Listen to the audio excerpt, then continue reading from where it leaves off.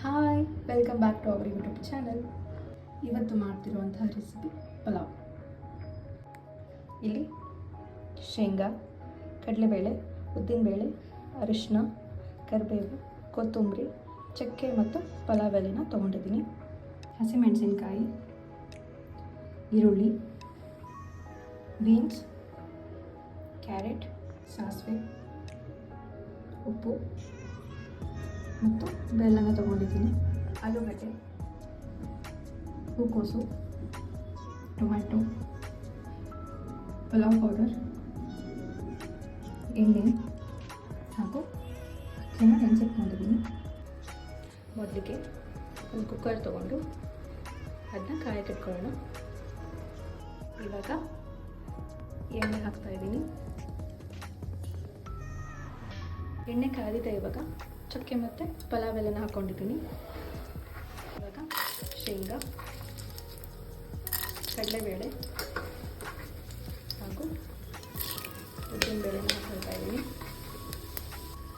ಇವಾಗ ಸಾಸಿವೆ, ಈರುಳ್ಳಿ,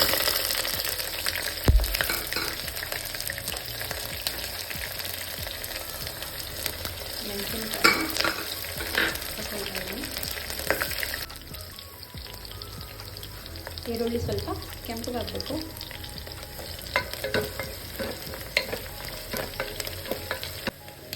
ಇವಾಗ ತರಕಾರಿ ಎಲ್ಲದನ್ನು ಹಾಕ್ಕೊಳ್ತಾ ಇದ್ದೀನಿ. ಬೀನ್ಸ್, ಕ್ಯಾರೆಟ್,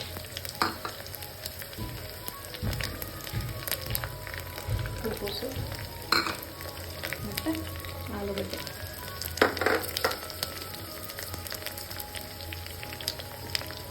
ಇದನ್ನ ಮಿಕ್ಸ್ ಮಾಡ್ಕೊಳ್ಳೋಣ. ಇವಾಗ ಇದಕ್ಕೆ ಟೊಮ್ಯಾಟೊ, ಅರಿಶಿನ ಮತ್ತು ಪಲಾವ್ ಪೌಡರ್ನ ಹಾಕ್ಕೊಂಡಿದ್ದೀನಿ. ಇದನ್ನ ಚೆನ್ನಾಗಿ ಮಿಕ್ಸ್ ಮಾಡ್ಕೋಬೇಕು.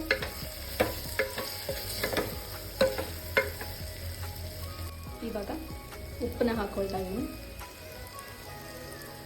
ಉಪ್ಪು ಮತ್ತು ಬೆಲ್ಲ. ಇದಕ್ಕೆ ಇವಾಗ ನೆನೆಸಿಟ್ಕೊಂಡಿರುವಂಥ ಅಕ್ಕಿನ ಹಾಕ್ಕೋಬೇಕು.